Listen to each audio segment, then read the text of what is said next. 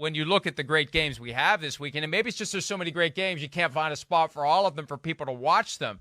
But the idea that the 49ers hosting the Dolphins is a regional 405 game, oh boy, unbelievable. That arguably is the game of the day, all due respect to the Chiefs and Bengals. Yeah. The fact, when you look at the schedule, the one thing that, every week in my column, I look ahead to the next week, and the fact that this is a regional telecast that will be seen probably, and I'm serious, probably in about 18% of the country, it's absolutely shocking. This is, and I know we're going to talk about this game later, so I'll save a couple of little nuggets I have on this game. We're going to talk about it right now. We're transitioning to it right now, so go. Okay, good. I'm going to tell you why it's so shocking that it is in the place that it's in. Not only because Miami, and I was thrilled to see the Miami game against the Chargers made the Sunday night game, because obviously, Mike, and you wrote this.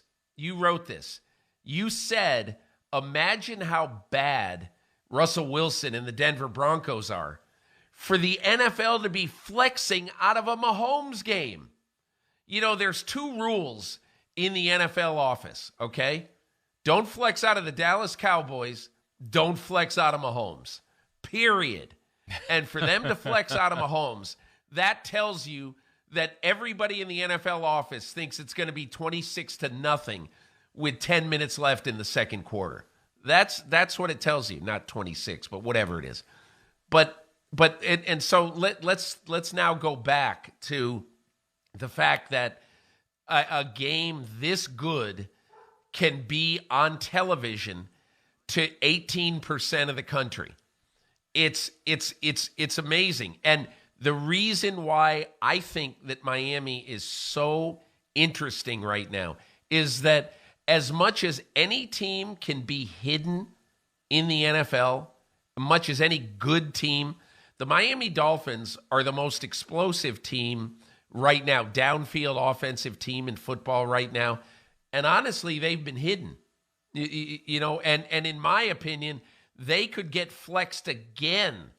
The Miami at Buffalo game, which is supposed to be a Saturday game, I think they could be on 2 weeks in a row, Mike, on Sunday Night Football.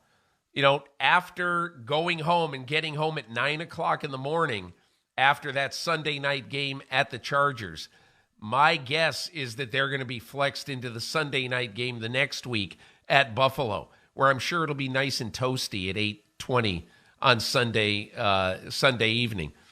But if I can say just one other thing about the X's and O's of this game that absolutely fascinate me, Tua Tagovailoa has missed 2.5 games this year.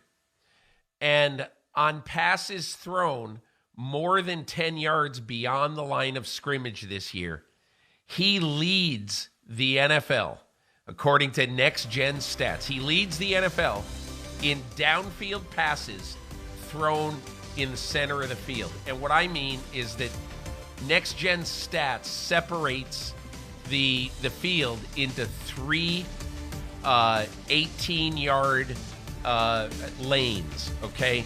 On the left, in the center, and the right. And Tua Tagovailoa is the best by far at completing deep balls down the middle of the field, all right? The San Francisco 49ers, according to Next Gen Stats, are easily the number one team in defense in the center of the field. So this is like Fred Warner and, that great young safety, Hufanga from USC. That has made this the story within a story this week, so that the 49ers, I think, they do best on defense, to combat what Miami does best on offense. So I think this is an absolutely fascinating game. One last point on the scheduling reality as well, because I've gotten this question from plenty of viewers and readers all week long. Why wasn't this game moved to prime time? Well, first of all, the NFL makes the decisions, and second of all, it's a Cowboys game. As Peter said, one of the rules of the league office, never flex out of a Cowboys game. And I know they're playing the Colts. They could be playing the Ohio University Bobcats, quarterbacked by Russell Wilson, and you wouldn't flex the Cowboys out of prime time. You're getting $25 million guaranteed for a Cowboys practice, for crying out loud. So they're not flexing out of that game. No way, no how. And it's just kind of the way it all works out. Peter, let's hear a little bit from the head coach of the Dolphins, because another intriguing wrinkle to this, Mike McDaniel worked with Kyle Shanahan in San Francisco from 2017 through last year before becoming the coach of the Dolphins. Here's McDaniel on facing his former team in his first year as a head coach. I will do everything in my power to make it another game, because I think that should be the objective of any head coach, is that you make it about the players, and I really stray away from making anything about me. I just don't believe in it. I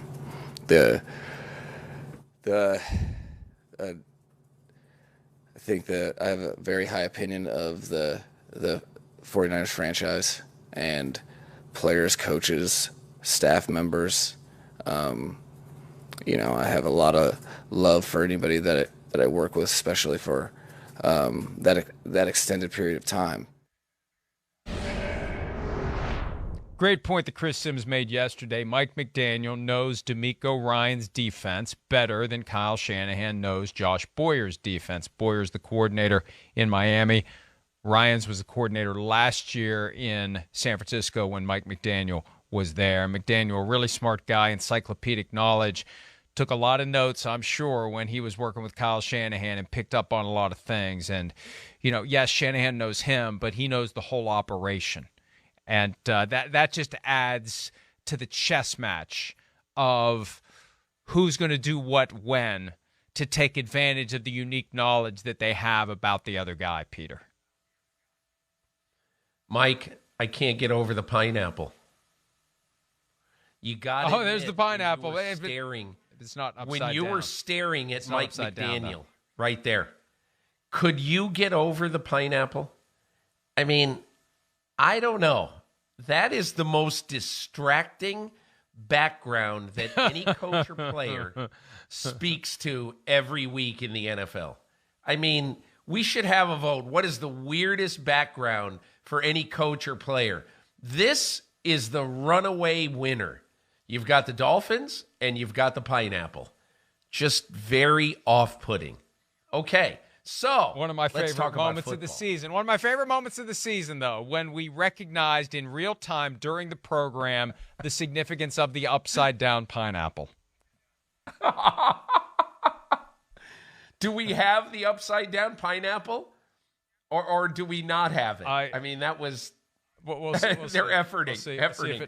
All right. Yeah, they're efforting. Mike, okay. So there's one thing about what Chris Sims said that I think is incredibly spot on, okay? And that is that DeMeco Ryans right now, I talked to Fred Warner after the game last week, when the 49ers pitched the fourth shutout of this NFL season against the Saints.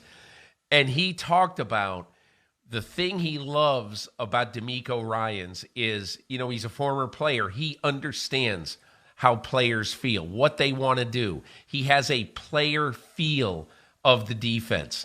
And I think the strength of McDaniel going against, Mike McDaniel going against that defense is that every day last year in practice, every Wednesday, Thursday, and Friday during the season, all through training camp, he saw the imprint that DeMeco Ryans put on that defense. There can't be many people. He's got to be the person in the United States outside of the 49ers building who knows that defense better than anyone. And I think that's significant. I think it's really, really significant because he has to know this week, how is DeMeco Ryans? The old spy versus spy? You know what I'm going to do, so I'm going to do this instead of what you think I'm going to do. And you go back and forth and back and forth. And I think what you're going to see in this game is Mike McDaniel look at what DeMeco Ryans does best. And I would not be surprised if in this game, they counteract what DeMeco Ryans thinks he's going to do, which is try to throw the ball over the top of their great middle defense and maybe throw either a bunch of crossing routes or a bunch of sideline stuff more than they have the whole year. Who knows what they'll do? But I think that McDaniel having that advantage, his mind has to be swimming now with the ideas of what do they think we're going to do and how are we going to counteract that. Hi, it's Mike Florio. Thanks for watching PFT on YouTube. Hit subscribe for the latest news and analysis from Pro Football Talk.